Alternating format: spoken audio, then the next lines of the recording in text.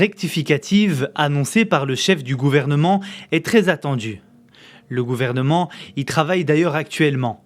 Ces grandes orientations doivent être fixées en Conseil des ministres avant d'être présentées en Conseil du gouvernement pour ensuite être approuvées par le Parlement. Une chose est sûre, la croissance sera loin des 3,5% prévus pour 2020. Même le scénario d'une progression de 2% du PIB semble peu probable. Après les 0,7% de croissance enregistrée au premier trimestre, la chute a été abyssale au deuxième trimestre, avec une régression prévue de moins 6,8%.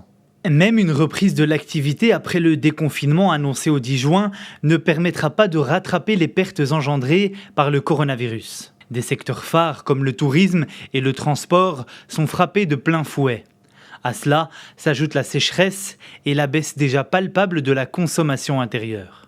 Le gouvernement doit donc revoir sa copie en ce qui concerne la croissance, mais également le déficit budgétaire, sans parler de la baisse des recettes fiscales et éventuellement du budget d'investissement.